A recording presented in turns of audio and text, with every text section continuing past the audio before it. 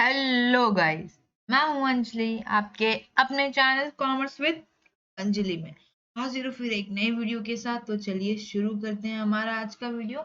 हम कर रहे हैं हमारे एक्सरसाइज के सॉल्यूशन। आज हम करने वाले हैं हमारा चैप्टर नंबर 2 यानी यूटिलिटी ऑफ एनालिसिस। समझ में आ रहा है? हम यूटिलिटी एनालिसिस चैप्टर 2 का क्या करने वाले हैं, एक्सरसाइज सॉल्यूशन। हमने ऑलरेडी ये चैप्टर हम कवर कर चुके हैं। अगर आपने अब तक वीडियो नहीं देखी है तो हम आई बटन पे आपको दे देंगे, यहाँ पे साइड में आप वहां जाके क्लिक करके वीडियो देख सकते हैं पूरी। ठीक है, तक आपने सब्सक्राइब नहीं किया तो आप चैनल को सब्सक्राइब जरूर करें और अपने दोस्तों के साथ ये सॉल्यूशन जरूर शेयर करें, जिससे कि आप और आपके फ्रेंड आंसर पहले ही जान ले और कॉलेज में टीचर से पहले आप आंसर कर सकें। चलिए शुरू करते हैं। पहला क्वेश्चन है हमारा क्वेश्चन नंबर 1 का A, complete the following statements by choosing the correct alternatives. हमको क्या करना है कि करेक्ट अल्टरनेटिव जो दिया हुआ है ना, ये ऑप्शन है, ऑप्शन बी सी डी, इसमें से करेक्ट ऑप्शन चूज करना है। ठीक है, अब ऑप्शन चूज कैसे करेंगे, पता होना चाहिए ना हम लोग को करना क्या है। In the law of diminishing marginal utility, Alfred Marshall assumes that marginal utility of money. जो हमारा लॉ ऑफ डीएमयू है, डिमिनिशिंग मार्जिनल यूटिलिटी का, उसमें अल्फ्रेड मार्शल ने क्या अज्यूम करके रखा है, उन्होंने क्या कंज्यूम किया है कि भाई मनी जो है वो इंक्रीज होती है, रिमेन्स कांस्टेंट रहती है, या डिक्रीज होती है, या राइज और फॉल्स होती है। तो क्या होता है भाई, बी रिमेन कांस्टेंट, यानी हमारा ऑप्शन बी क्या है, correct option. As per the law of diminishing marginal utility, measurement of utility is assumed to be, हमको जो भी लॉ ऑफ डीएमयू में मेजरमेंट करना है किसका, यूटिलिटी का, वो कैसा होता है। एक्चुअली में ये कैसा होता है, ऑर्डिनल होता है। इसका का मतलब हम लोग ऐसे बता सकते हैं मुंह से कि मतलब हाँ इतना अच्छा लगा। इसको हम लोग क्या कर सकते हैं, मतलब नंबर में नहीं बता सकते कि एक अच्छा लगा, दो अच्छा लगा, तीन अच्छा लगा। तो लेकिन उन्होंने क्या किया, अज्यूम किया है कि भाई क्या हम लोग कार्डिनली मेजर कर सकते हैं, नंबर में, न्यूमेरिकल टर्म में मेजर कर सकते हैं। यानी हमारा ऑप्शन बी क्या है, करेक्ट ऑप्शन। करेक्ट। थर्ड है हमारा MU, यानी हमारा marginal utility of the commodity become negative when, जब हमारी MU क्या हो जाती है, यानी मार्जिनल यूटिलिटी नेगेटिव हो जाती है, तब TU ऑफ अ कमोडिटी क्या होता है। जब हमारी नेगेटिव हो जाएगी तो टीवी क्या हो जाएगा, फॉल होना स्टार्ट हो जाता है। तो यानी option C correct option. Point of satiety क्या है, पॉइंट ऑफ सेटाइटी वो है जब हमारा TU क्या होता है, एकदम मैक्सिमम होता है, और हमारा MU क्या होता है, जीरो होता है। आपको याद होगा ये हमारा कर्व होता है। ठीक है, यहाँ पे TU एंड MU देखते हैं और यहाँ पे हमारा कमोडिटी का प्राइस होता है। ठीक है, क्या होता है हमारा जो TU होता है वो एकदम अपने पॉइंट पे होता है, और हमारा MU वाला कर्व क्या होता है, ए वाले पॉइंट पे, यानी कि यहाँ क्या हो जाता है, जीरो, और TU अपने एकदम एक्सट्रीम पे होता है, इसके बाद वो नीचे आने लगेगा। ठीक है, आगे हम डायग्राम को अच्छे से एक्सप्लेन करेंगे तो उसमें आप देख सकते हैं। ठीक है, तो ये क्या होता है, पॉइंट ऑफ सेटाइटी होता है। ये आगे आपको डायग्राम में मिलने वाला है तो मिस मत करना। ओके, आगे बढ़ते हैं। तो हमारा option C, TU is maximum and MU is 0 is the correct option. When MU is falling, marginal utility fall होता है, तो TU क्या होता है, क्या होता है, राइज होता है। मतलब ये वाले टर्म में अभी MU क्या हो रहा है, फॉल होता जा रहा है, ये पॉइंट से ये पॉइंट, ये पॉइंट, और TU क्या होगा हमारा, बढ़ता जाएगा। आगे बढ़ते हैं। चूज द करेक्ट ऑप्शन, हमको क्या करना है, करेक्ट ऑप्शन करना है। मैच द कॉलम है ये। टाइम यूटिलिटी हमारा किससे रिलेटेड है भाई, टाइम से रिलेटेड है। करेक्ट। तो ट्रांसपोर्ट, ये तो प्लेस यूटिलिटी है, सर्विस यूटिलिटी है, नॉलेज यूटिलिटी। पहले आप क्वेश्चन अच्छे से पढ़ लिया अगर, कभी कभी कैसा होता है मिस्टेकली आप इधर उधर कर दोगे। टाइम यूटिलिटी में आपको क्या लगता है, ब्लड बैंक, टाइम के हिसाब से नीड जरूरत पड़ती है, बराबर। टाइम एंड तो ऐसे ही थोड़ी ना कि मेरे को 2 लीटर ब्लड दे दो, टाइम के हिसाब से जरूरत पड़ती है, यानी ऑप्शन बी। और टाइम यूटिलिटी, प्लेस यूटिलिटी हमारा है, प्लेस यूटिलिटी किसका होगा, हमारा ट्रांसपोर्ट हो सकता है, राइट। सर्विस यूटिलिटी क्या हो गई भाई, डॉक्टर है तो डॉक्टर सर्विस यूटिलिटी में आ गया। और हमारा लास्ट है नॉलेज यूटिलिटी, हमारा मोबाइल फोन। यानी कि यहाँ पे हमारा फर्स्ट का बी, सेकंड का ए, और थर्ड का डी, और फोर्थ का सी है। ठीक है, कभी कभी कैसा होता है मिस्टेक हो जाती है, तो ध्यान से देखिएगा। मतलब हम ऐसे लिखेंगे, हमारा time utility, time utility B, ठीक है, फर्स्ट का बी, प्लेस यूटिलिटी, मतलब एग्जाम टाइम में आपका टाइम बचाने के लिए इतना ज्यादा, तो मैं आपको तरीका बता रही हूँ, टाइम यूटिलिटी के आगे लिख दो क्वेश्चन पेपर पे बी। ठीक है, प्लेस यूटिलिटी हमारा ऑप्शन ए यानी कि ए, सर्विस यूटिलिटी हमारा डी, और नॉलेज यूटिलिटी हमारा यानी बी ए डी सी होगा। तो ये वाला ऑप्शन हमारा क्या है, करेक्ट ऑप्शन। करेक्ट। आगे बढ़ते हैं। हमारा मैच द कॉलम कुछ ऐसा दिखेगा। ठीक है, आंसर पुट करने के बाद आप ऐसे चाहिए तो ऐसे भी लिख सकते हो, लेकिन इतना टाइम नहीं होता। ठीक है, स्टेटमेंट इंडिकेटिंग कंज्यूमर इक्विलिब्रियम, हम लोग क्या करना है, स्टेटमेंट देखना है जो हमको बता रहा है, इंडिकेट करता है कि इक्विलिब्रियम हुआ है कंज्यूमर। यहाँ पे हमारा मार्जिनल यूटिलिटी वो इक्वल होता है प्राइस के, वही हमारा क्या होता है, इक्विलिब्रियम पॉइंट, यानी कि ओनली बी। हमारा बी ऑप्शन क्या है, करेक्ट ऑप्शन है। आइडेंटिफाई क्वेश्चन नंबर 3 है हमारा, identify and explain the concept from the given illustration. हमको क्या करना है कि जो भी स्टेटमेंट दिया है ना, उसका क्या करना है, हम लोग को आइडेंटिफाई करना है कि उसमें बोला क्या, और अगर ढूंढ लिए कि वो पजल वाला है कि आओ मुझे ढूंढो और फिर बताओ फिर मैं हूँ कौन, डायरेक्ट ना उसके बारे में आपको इंट्रोडक्शन भी देना है। तो Salma purchase sweater for her father in winter season. Salma क्या कर रही है, परचेज कर रही है, स्वेटर कर रही है विंटर सीजन के लिए। क्या कर रही है वो, टाइम यूटिलिटी हो रही है ना। टाइम यूटिलिटी कैसे, एक टाइम के लिए क्या कर रही है, परचेज कर रही है, विंटर सीजन के लिए कर रही है। तो मेरा हो गया टाइम यूटिलिटी। अब मैं टाइम यूटिलिटी को एक्सप्लेन करूंगी। When the utility of a community increases with the change in time of utilisation, it is called time utility. ठीक है, फॉर स्टूडेंट का एग्जांपल दिया है, वो टेक्स्ट बुक उसको एग्जाम में काम आता है, वेकेशन में नहीं। बराबर है, तुमको अभी टेक्स्ट बुक अभी काम आएगा, वेकेशन में थोड़ी ना पढ़ने बैठोगे। बराबर है ना। ठीक है, नीलेश सेकंड है हमारा, Nilesh purchase ornament for his sister. उसने क्या किया, अपनी सिस्टर के लिए परचेज किया है। तो इसमें दो चीजें आती हैं, पहला होता है वैल्यू इन एक्सचेंज। ठीक है, परचेज किया, मनी दिया, मनी के बदले ऑर्नामेंट्स खरीदा। दूसरा है पोजेशन यूटिलिटी, मतलब क्या, एक्चुअली में जो परचेजर है का जो मालिक है वो कौन है, नीलेश, लेकिन वो अपनी जो मतलब उसका मालिकाना हक किसको दे रहा है, अपनी सिस्टर को दे के दे रहा है। समझ में आ रहा है। So the law of DMA explain the paradox of value by showing the difference between the value in use and value in exchange. Some quantity have high value in use and some quantity have high value in exchange. ठीक है, possession utility क्या होता है, arises when the ownership of goods is transferred from one person to another.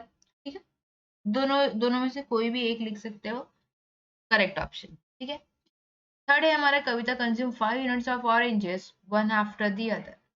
कविता क्या कर रही है, 5 आम खा रही है, एक आम खाया, दूसरा आम खाया, तीसरा आम खाया, चौथा आम खाया, 5वां आम खाया। भाई 5-5 आम खा रही है, मतलब पहला खाई होगी तो उसको ऐसा फील नहीं होगा कि अरे मैं सेटिस्फाई हुई, उसको आम खाने का मन हुआ रहेगा। सेकंड खाई, उसको थोड़ा और अच्छा लगा। थर्ड खाई, थोड़ा और अच्छा लगा। चौथे तक मतलब उसको ठीक ठीक लगा। फिर 5वां खाई, मन भर गया उसका। तो मतलब 5 के बाद वो खाती तो शायद उसको उल्टी हो जाए। ठीक है, तो यहाँ क्या आता है, टोटल यूटिलिटी आएगा। क्या हो रहा है, 5 आम की टोटल यूटिलिटी निकालेंगे। ठीक है, total utility refers to the aggregate of utility derived by the consumer from all units of a commodity consumed। जो भी all मतलब पांचों के पांचों आम का जो भी यूटिलिटी निकाला जाएगा उसी को क्या बोलेंगे, टोटल यूटिलिटी। यानी एक सपोज के लिए मतलब एक खाई 10% सेटिस्फाई हुई, 8 हुई, फिर 7 हुई, फिर 6 हुई, 5 हुई, तो ये सबको मिला के जो टोटल आएगा, एग्रीगेट आएगा, वही मेरा क्या हो जाएगा, टोटल यूटिलिटी हो जाएगा। ठीक है, it is an aggregate of utilities from all successive units of a commodity consume. समझा गया रे बाबा। आगे बढ़ते हैं। भूषण रिफ्यूज ईट फिफ्थ चपाती आफ्टर ईटिंग 4 चपातीज। भाई भोजन कितना खाएगा, बराबर है ना। अब वो भीम तो है नहीं कि खाया जाएगा। तो भाई 5 चपाती मतलब 4 चपाती खाने के बाद पांचवी को बोलता है बस करो यार मम्मी मत दो मेरे को अभी, बस हो गया मेरा इतना पेट भर गया, अभी 5वां चपाती खाएगा तो बाहर आएगा। समझ में आ रहा है, खाएगा तो बाहर आएगा। तो इसलिए ये क्या हो गया, पॉइंट ऑफ सेटाइटी, मतलब क्या, उसको 4 चपाती का ही भूख था। ठीक है, तो 5वां नहीं खा सकता। पॉइंट ऑफ सेटाइटी मैंने ऑलरेडी बताया, आगे हम लोग डायग्राम में भी एक्सप्लेन करने वाले हैं।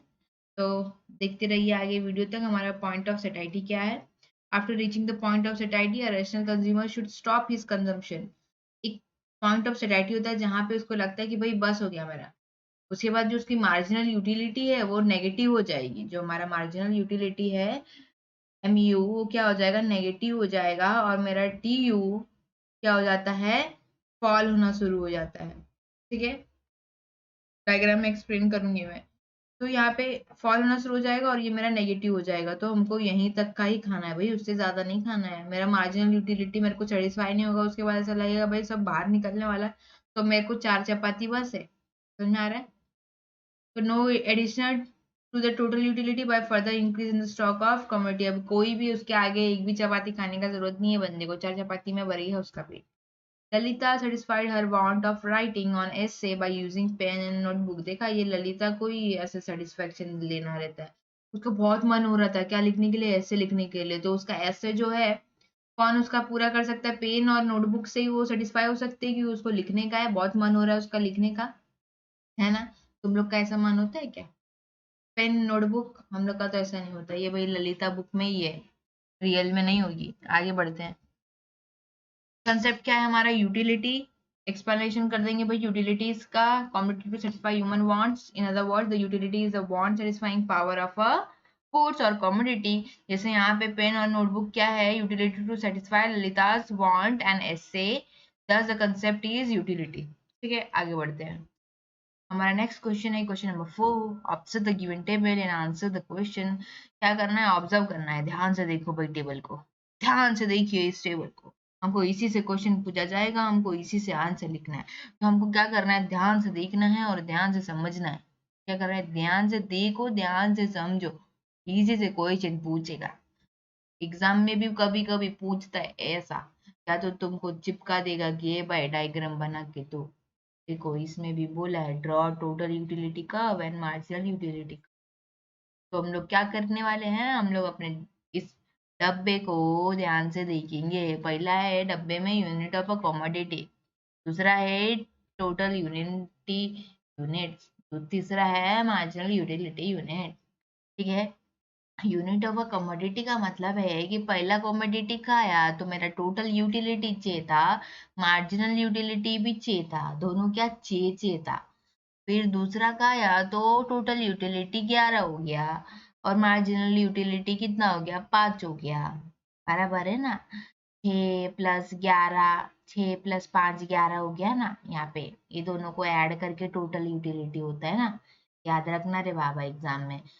फिर तीसरा यूटिलिटी सॉरी तीसरा कॉमोडिटी खाया तो 4 मार्जिनल यूटिलिटी मिली, तो 11 + 4 कितना हुआ? 15। ठीक है, चौथा खाया चपाती, चौथा खाया चपाती, ये तो 0 हुआ, पेट भर गया था ना। उसको न ज्यादा हुआ न कम हुआ, बराबर हुआ। करेक्ट। पांचवा खाया तो -1 में गया रे बाबा, उल्टी कर दिया उसने, 14 हो गया। समझ में आ रहा है?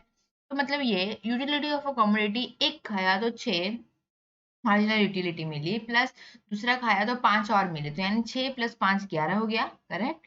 फिर तीसरा खाया तो 5 + 4 सॉरी 11 + 4 और 15 हो गया। ठीक है, और जब चौथा खाया तो 0 यानी कुछ नहीं हुआ, मतलब पेट भर गया उसका वहां तक, तो 15 का 15 ही होगा।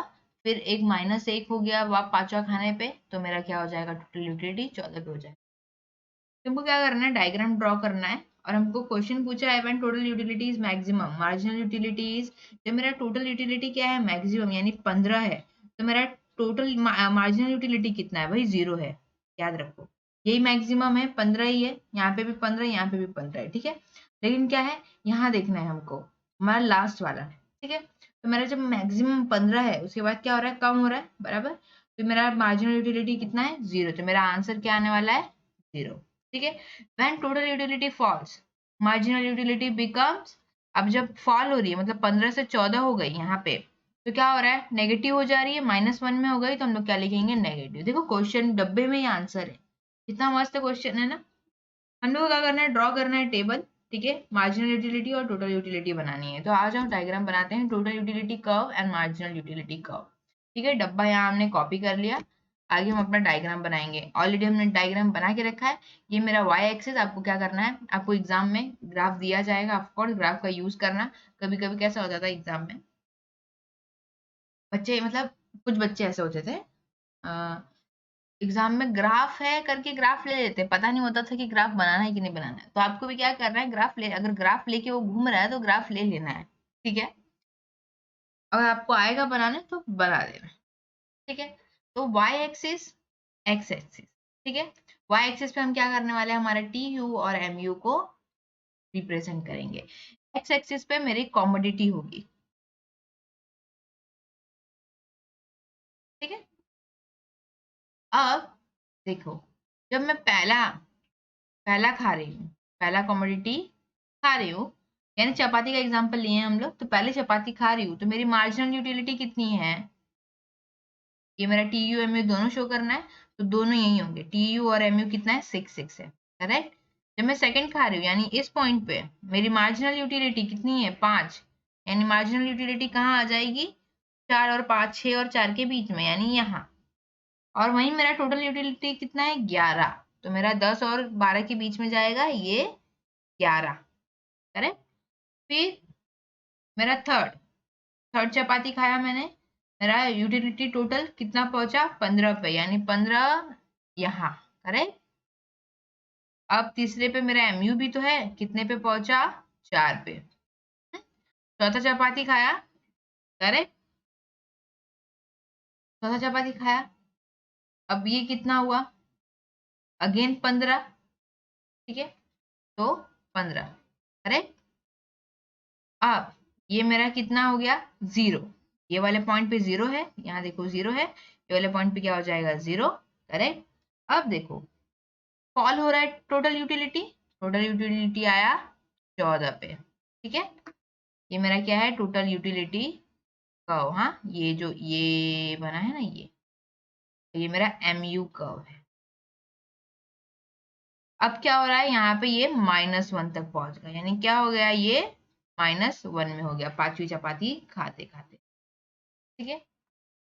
अब मेरा टोटल यूटिलिटी 14 पे पहुंच गया। अब देखो ये पॉइंट 15 से और ये 0 वाला, ये मेरा क्या कहलाता है, पॉइंट ऑफ सेटाइटी, मतलब सेटिस्फेक्शन का ये एकदम लास्ट पॉइंट है, मतलब बोलते हैं ना बस इसके बाद, अभी बोलते हैं ना मम्मी बस इसके बाद तो नहीं खाया जाएगा, इसके बाद सब बाहर आ जाएगा, समझ में आ रहा है।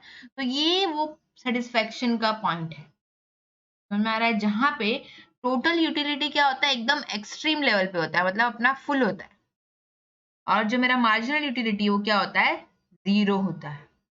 ये मेरा क्या है, पॉइंट ऑफ सेटिस्फेक्शन, मैंने ऑलरेडी बोला, जो मेरे एमसीक्यू क्वेश्चन में थे मैं वहां एक्सप्लेन करूंगी, ठीक है। ये हमारा डायग्राम है, आपको ऐसे ही करना है, कुछ नहीं है डायग्राम में, सिंपली आपको टी यू और एम यू कर्व बताना है, पॉइंट ऑफ सेटिस्फेक्शन बनाना है। इससे इजी तरीके से आपको कोई नहीं बता सकता, और एग्जाम में मतलब आता ही है। आगे बढ़ते हैं क्वेश्चन नंबर 5 की तरफ, आंसर इन डिटेल, हमको डिटेल में आंसर देना है। State and explain the law of diminishing marginal utility with exception, हमको exception के साथ में हमारा law of DMU, again important question, हमको क्या करना है, सॉल्व करना है, ये सॉल्व करेंगे। तो उसका तरीका क्या होता है, लॉ ऑफ डीएमयू लिखने का, देखो ये बहुत ज्यादा इंपॉर्टेंट क्वेश्चन है, ठीक है। तो इधर उधर ध्यान ना दें, कैसे लिखना है हम वही बताएंगे। कभी कभी कैसा होता है, आपको फॉर्मेट के ऊपर भी मार्क्स मिल जाता है, भले आपने मटेरियल उसमें कुछ गलत ही क्यों ना लिखा हो, लेकिन हमको गलत नहीं लिखना है। तो एक क्या करना है, फॉर्मेट रखना है, आंसर लिखने का एक तरीका करेक्ट रखना है, तो एग्जामिनर भी खुश हो जाएगा और आपको मार्क्स अच्छे देगा ही देगा। Law of diminishing marginal utility, हम लोग क्या करना है, पहले मीनिंग लिखना है हमारा डीएमयू क्या है। तो हमको DMU explain the economic behaviour of rational consumer, भाई रेशनल मतलब ईमानदार होना चाहिए, कि ये नहीं कि खाया जा रहा है, खाया जा रहा है। Professor gaussian first proposed the law of 1854. Professor Alfred Marshall later on discussed the law in his book Principle of Economics. पहले गॉसिन जी ने बोला था, और फिर उसको करेक्ट करते हुए डिस्कस करने का काम किसने किया, हमारे अल्फ्रेड मार्शल जी ने, ठीक है। डीएमयू क्या है, universal in character, it is based on the common consumer behaviour that the utility derived diminishes with the reduction in the intensity of want. जैसे जैसे वांट्स मतलब कंप्लीट होती जाती है, वैसे वैसे क्या होता है, यूटिलिटी उसकी कम होती जाती है, क्या हो जाती है, रिड्यूस होती जाती है। ठीक है, पहले हम लिखेंगे हमारा statement of the law. Law का स्टेटमेंट क्या है? According to professor Alfred Marshall, other thing be remaining constant. हमारा क्या है, अल्फ्रेड मार्शल का जो लॉ है वो क्या बोलता है, जरा देख लेते हैं। Other thing remaining constant, the additional benefit which a person derive from a given increase in stock of thing. जैसे जैसे जो चाहिए हमको वो मिलता जाता है, वैसे वैसे क्या होता है, diminishes with every increase in the stock that he already has. और वैसे वैसे हमारा क्या होता है, सेटिस्फेक्शन कम होता जाता है, यानी हमारी मार्जिनल यूटिलिटी कम होती जाती है। जैसे मैंगो वाला एग्जाम्पल था, ठीक है, तो उसने एक मैंगो खाया, थोड़ा सेटिस्फाई हुई, दूसरा खाया, थोड़ी सेटिस्फाई हुई, तीसरा और हुई, ठीक है, चौथे तक फुल हो गई, पांचवे तक मतलब बस हो गया उसको, अब छठा वो खा नहीं सकती। समझ में आ रहा है? आगे बढ़ते हैं। एक्सप्लेनेशन। अब उसको क्या करना है, पहले डायग्राम मतलब अपने स्टेटमेंट ऑफ लॉ दिया बराबर, अब उसको एक्सप्लेन कर अपने लैंग्वेज में। Marginal utility that any consumer derive from the consumption of successive units of a particular commodity goes on diminishing as is our total consumption of the commodity increase. In short, the more of thing you have, the less you want to more of it. मतलब जितना खाते जाओगे उतना उसका कम चाहिए रहेगा। समझ में आ रहा है? मतलब पहले 5 आम की भूख थी, अब जितना खाते जाओगे तो उसका क्या होगा बाद में कि भाई एक ही चाहिए मेरे को, बस करो, खाते जा रहे हो, 4 खा लिया तो क्या हो रहा है, एक ही चाहिए ना, बराबर ना। The law of DMU can be explain the following schedule. देखो अब लॉ ऑफ डीएमयू के लिए शेड्यूल भी जरूरी है, तो शेड्यूल पहले एक्सप्लेन करेंगे, शेड्यूल बना लेंगे। आप चाहिए तो अपने हिसाब से भी कर सकते हो, ठीक है। Number of units, marginal utility. अच्छा बहुत बच्चे ना ये कंफ्यूज होते हैं, ये T U and M U वाला भी कभी कभी इधर लिख देते हैं, मैंने बहुत बार देखा है। तो marginal diminishing marginal utility, law of T M U, marginal utility, कभी कंफ्यूज मत होना, ठीक है। Number of units, marginal utility, हम लोग को सिंपल मार्जिनल यूटिलिटी यानी एक ही का लिखना है। पहला वाला मैंने खाया, ठीक है, तो मतलब चॉकलेट खाने की बात करते हैं, चलो पहला चॉकलेट खाया तो कितना मिला मेरे को, मार्जिनल यूटिलिटी कितनी सेटिस्फेक्शन मिली, 10। दो खाया 8, तीन खाया 6, चार खाया तो 4, पांच खाया तो 2, 6 खाया तो भाई 0, बस हो गया मेरे को, इसके आगे मेरे को खाना नहीं है। लेकिन फिर भी मैंने 7वां बाइट लिया, ये मेरा क्या हो गया, -2 में हो गया, ठीक है, ये -2 है। मेरा क्या हो गया, ये माइनस में चेंज हो गया, यानी नेगेटिव हो गया, यानी मेरे को उल्टी हो गई। समझ में आ रहा है? अब मेरे को नहीं चाहिए था, तो अब हम इस डायग्राम को क्या करेंगे, वर्ड्स में एक्सप्लेन करेंगे। अब वर्ड्स में एक्सप्लेन करेंगे तो हम ऐसा लिखेंगे, एक्सप्लेनेशन, ठीक है। When a person consumed the first unit, यानी पहला यूनिट चॉकलेट का खाया, the marginal utility is 10. As the consumption increases, consumption जैसे जैसे increase हो रहा है, 10 to 8, 4 to 2, मतलब क्या हो रहा है, जैसे जैसे increase होता जा रहा है और consumption मेरा क्या हो रहा है, increase हो रहा है, वैसे ही मेरा क्या हो रहा है, marginal utility क्या हो रहा है, कम होता जा रहा है, ठीक है। Further, when the fifth unit is consumed, अब पांचवा यूनिट जब खा रहे हैं तो क्या हो जा रहा है, मार्जिनल यूटिलिटी 0 हो जा रहा है। जैसे देखो डायग्राम में 4 तक 4 था, 5 खाया 2, जैसे ही छठा खा रहे हैं 0 हो जा रहा है, ठीक है। यहाँ पे जैसे यहाँ पे फिफ्थ खाया, मतलब यहाँ पे 6 लिख लेते हैं, 6 unit is consume, the MU become 0। This is point of maximum satisfaction और द पॉइंट ऑफ सेटाइटी, यानी पॉइंट ऑफ सेटिस्फेक्शन का ये पूरा फुल है, इसके आगे वो खा नहीं सकता। व्हेन पर्सन कंज्यूम सेवेंथ, ठीक है, यहाँ पे 6 नहीं 7th unit, the mu becomes negative, that is -2. This is indicates negative utility of this utility, मतलब अब वो प्रोडक्ट की जरूरत नहीं है, अब क्या होगा, अब उससे घिन होगी कि भाई बस कर चॉकलेट, कितना चॉकलेट खाएंगे, ऐसा हो जाएगा, ठीक है। आगे बढ़ते हैं हमारे डायग्राम की तरफ, ठीक है। अब देखो, ऑफ कोर्स आपने ये तो पता होगा, y एक्सिस, ठीक है, x एक्सिस, y एक्सिस पे हम क्या प्रेजेंट कर रहे हैं, मार्जिनल यूटिलिटी, और हम x एक्सिस पे कर रहे हैं यूनिट्स ऑफ कमोडिटी। अब ये ऊपर की साइड क्या होता है, पॉजिटिव होता है, नीचे -2, अब ये अगर और नीचे जाता है तो -4, -6, ठीक इसका क्या होता है, अपोजिट इस साइड होता है, ठीक है।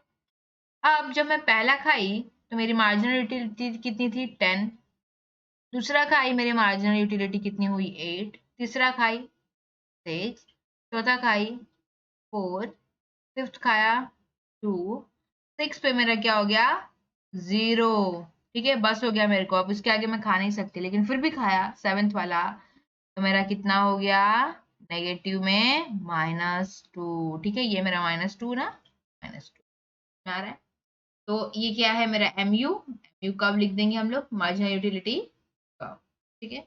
और यहाँ पे ये बताना जरूरी है कि यहाँ तक तो भाई मार्जिनल यूटिलिटी यूटिलिटी थी, लेकिन इसके बाद क्या हो रहा है, ये डिसयूटिलिटी हो रही है, ठीक है।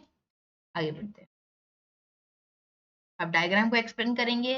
एक्स एक्सिस रिप्रेजेंट कर रहा है हमारा क्या, number of consume product, whereas axis क्या कर रहा है, marginal utility. Various point of MU are plotted on the graph as per the given schedule.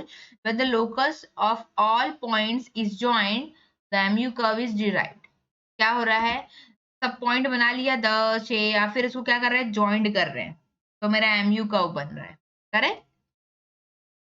फिर MU curve is downward sloping curve from left to right, देख रही हो भाई, ये डाउनवर्ड स्लोपिंग है, मतलब लेफ्ट की तरफ से राइट की तरफ को जा रहा है, यानी ऐसे से ऐसे जा रहा है, क्या हो रहा है, डाउनवर्ड की तरफ स्लोप हो रहा है, correct. It indicates that increase in the consumption of a commodity leads to decrease in the marginal utility. क्या इंडिकेट करता है, जब मेरा स्लोपिंग कर्व, देखो कभी कभी एग्जाम में ऐसा भी क्वेश्चन आता है MCQ में, MU curve is downward sloping curve, क्या रिप्रेजेंट करता है, तो आपको बताना है कि भाई ये रिप्रेजेंट करता है increase in the consumption of a commodity leads to decrease in the marginal utility of commodity, जैसे जैसे कंजम्पशन बढ़ता जा रहा है वैसे वैसे मार्जिनल यूटिलिटी कम होती जा रही है। When MU become 0, MU curve intersect the x axis, क्या हो रहा है यहाँ पे, जब वो 0 हो जा रहा है और उसके बाद क्या होगा, इंटरसेक्ट करके क्या होगा एक्स एक्सिस को, ये मेरा एक्स एक्सिस इंटरसेक्ट करके क्या आ रहा है, नीचे की तरफ आ रहा है, करेक्ट। इंटरसेक्ट कर रहा है मतलब जो काटते हुए आ रहा है और नीचे जा रहा है, ठीक है। Further consumption of a commodity brings disutility and negative utility, which is shown by the shaded portion. देखो ये जो shaded portion है, इससे क्या पता चल रहा है, ये मेरा disutility, ठीक है। आगे बढ़ते हैं, फिर हमको एक्सेप्शन भी लिखना है एग्जाम में, तो exception to the law of diminishing marginal utility, हमको क्या लिखना है, एक्सेप्शन लिखना है कि भाई मार्जिनल यूटिलिटी हमारे लॉ ऑफ DMU में क्या क्या एक्सेप्शन। पहला है हॉबीज, मतलब हॉबीज को क्या करना है, कांस्टेंट रखना है, कोई भी चेंज नहीं होना चाहिए। अभी देखो कुछ चीजें, अब किसी का मैंगो फेवरेट है आम, तो वो खाता जाएगा ना, करेक्ट ना। Various stamps and coins, rare painting, music, reading, ये सब क्या है, हॉबीज होती हैं, बराबर ना, किसी किसी की हॉबी होती है, मतलब कि क्या करना, स्टैम्प कलेक्ट करना, कॉइन्स कलेक्ट करना पुरानी, फिर रेयर पेंटिंग वगैरह कलेक्ट करना, किसी को म्यूजिक मतलब ऐसे सुनना वगैरह अच्छा लगता है, फिर बुक रीडिंग के लिए अच्छा लगता है, तो लोग ऐसे लोगों को क्या होता है कि जितना ये लोग करते जाते हैं ना, उन लोग को सेटिस्फेक्शन और मिलता जाता है, कम नहीं होता है। लेकिन मार्जिनल यूटिलिटी क्या होती है, इंक्रीज होती रहती है। तो ऐसे केस वालों को क्या बोला है भाई कि भाई तुम लोग अलग रहो, हमारे लॉ ऑफ DMU में तुम लोग फिट नहीं होते, समझ में आ रहा है, इसलिए हॉबीज को अलग कर दिया। माइजर्स जो कंजूस होते हैं, ऐसे लोग को भी लॉ ऑफ DMU से बाहर निकाल दिया। अब इन लोग का क्या होता है कि इन लोग तो भाई होते कंजूस है, तो इन लोग को जितना भी मिलता जाएगा ना पैसा, उन लोग के लिए कमी है, और उन लोग को और ज्यादा सेटिस्फेक्शन मिलेगा, जैसे जैसे मिलता जाएगा वैसे वैसे सेटिस्फेक्शन, करेक्ट। नेक्स्ट है हमारा एडिक्शन। अब किसी को एडिक्शन है किसी चीज को खाने पीने की, तो वैसे लोग तो भाई सेटिस्फाई होते जाएंगे, जैसे ड्रंकार्ड में इंक्रीज, ठीक है। Actually it is only an illusion, this condition is similar to almost all addiction. देखो जितने भी एडिक्शन हो, किसी चीज को मतलब करने की किसी को आदत है, एडिक्टेड है उस चीज को लेके, जो उसको और सेटिस्फेक्शन देगा। पावर है, पावर ऐसी चीज है भाई जिसको जितना मिले उसको उतना ही कम है, पावर की भूख होती है, ठीक है। जैसे जैसे his lust for power increases, देखो व्हेन पर्सन एक्वायर्स पावर, जब एक पावर मिले तो दूसरी पावर के लिए सोचेगा भी कि और मिलती जाए, समझ में आ रहा है। मनी, भाई मनी तो सबका है, सबको मालूम है ना, जितना मिले उतना कम, तो इसका और खुशी मिलती है। ऐसा नहीं कि एक टाइम के बाद आने के बाद, नहीं तो लोग इतना क्यों कमा रहे हैं, समझ में आ रहा है, इतना क्यों कर रहे हैं, तो क्या होता है, जितना आता जाएगा उतना सेटिस्फेक्शन मिलता जाएगा, उतनी यूटिलिटी और बढ़ती जाएगी मनी की, ठीक है। तो आज के लिए बस इतना ही, तब तक के लिए do like share, and comment if you enjoy the content of this video. Click the subscribe button so you can receive more content like this.